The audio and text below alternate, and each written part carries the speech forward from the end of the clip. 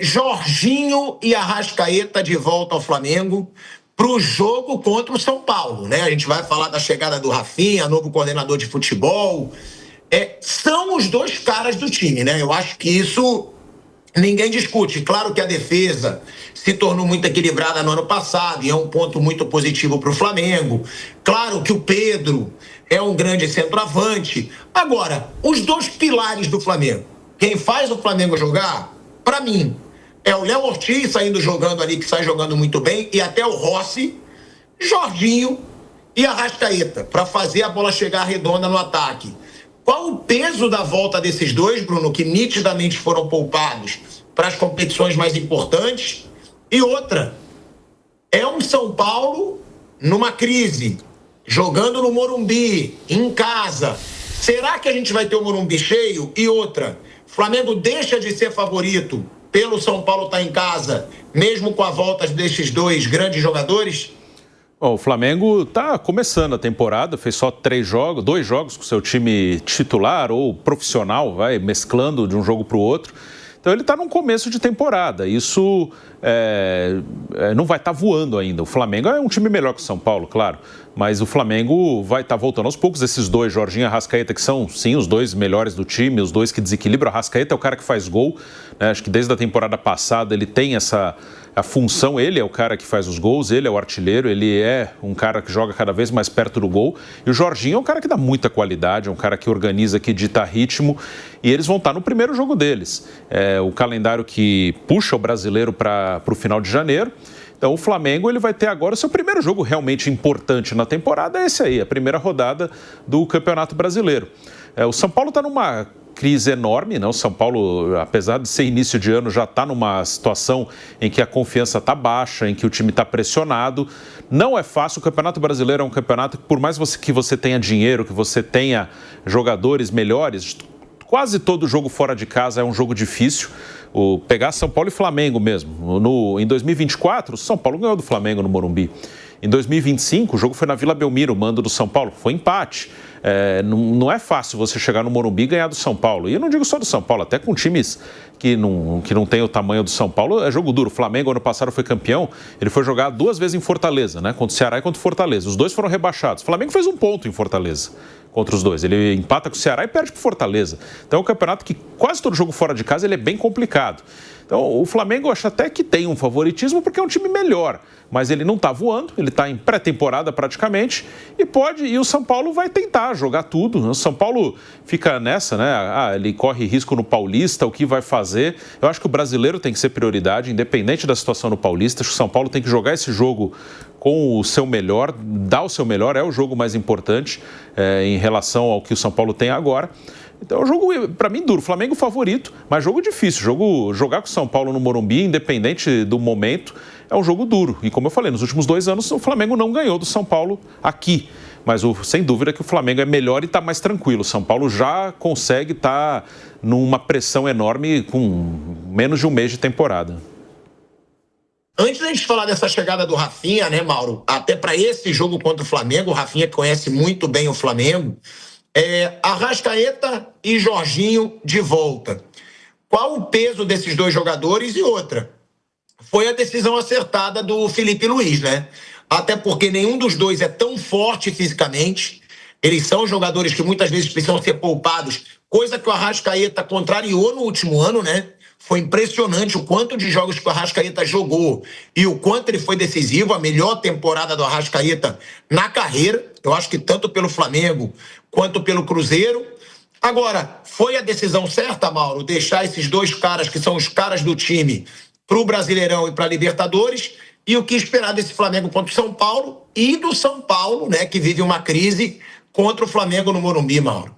Eu estou vendo aqui, acabou de sair a lista de relacionados do Flamengo e estão lá, Jorginho e também o Arrascaeta, os dois nomes estão aqui. Alexandre, André, Ayrton Lucas também, que não tinha ficado à disposição, Bruno Henrique, Carrascal, Daniel Salles, Arrascaeta, Douglas Telles, Diogo Alves, goleiro, Emerson Royal, Pulgar, Cebolinha, Everton Araújo, Varela, Guilherme, Jorginho, Léo Ortiz, Léo Pereira, Pablo Lúcio, Pedro Plata, Rossi, Samuel Lino e Vitão.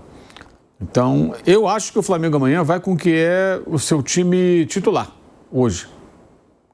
Acho que é isso. Com uma possível mudança na zaga. O Léo Ortiz muito mal, errando muito passe no domingo, né? Inclusive o gol do Fluminense primeiro nasce de um dos muitos erros que ele cometeu de passe na saída de bola. Eu estou acreditando que o Vitão possa formar a zaga nesse jogo ao lado do Léo Pereira. Jogou as partidas iniciais, foi até bem.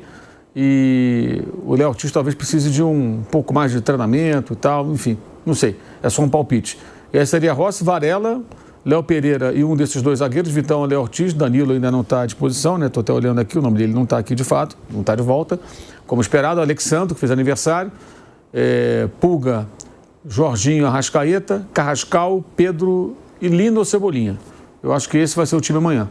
Que, na minha visão, é o time titular do Felipe Luiz hoje, com exceção do Léo Ortiz, caso não jogue. E na ponta esquerda o titular é o Lino, mas o Cebolinha entrou bem no jogo, pode ser que ele tente dar uma oportunidade. Embora seja muito difícil prever os times que o Felipe escala, que ele muda muito.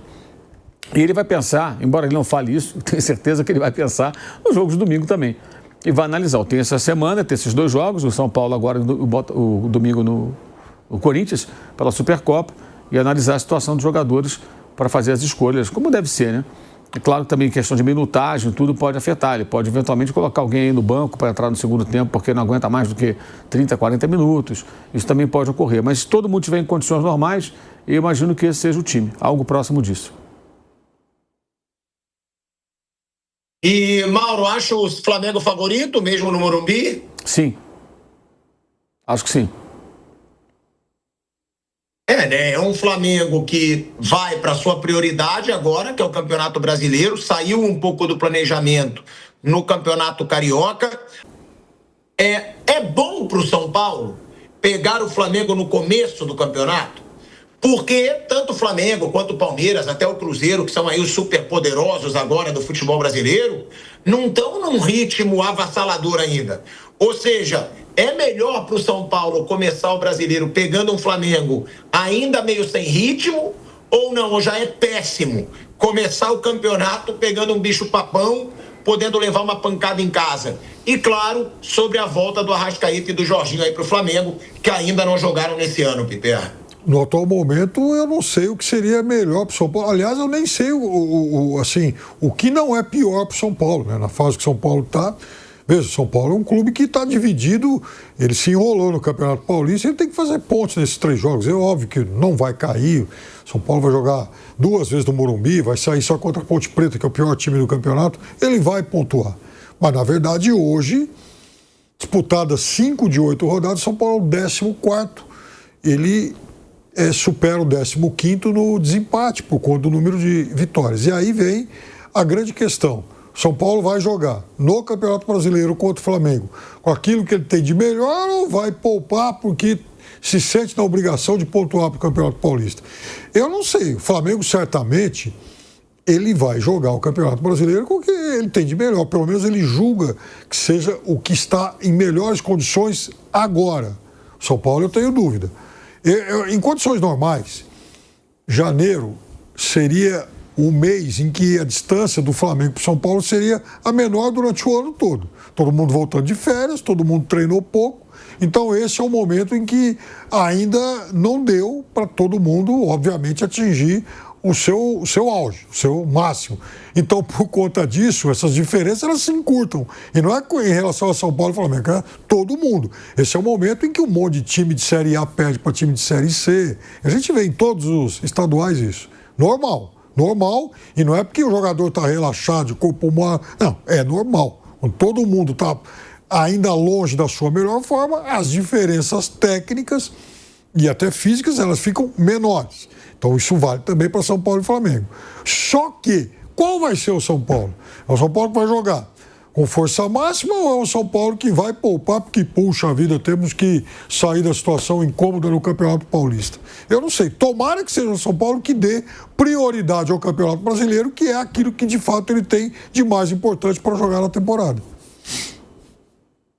Eu acho difícil o São Paulo poupar contra o Flamengo pensando no Campeonato Paulista, gente. Aí é imperdoável. A torcida do São Paulo não vai perdoar, pô.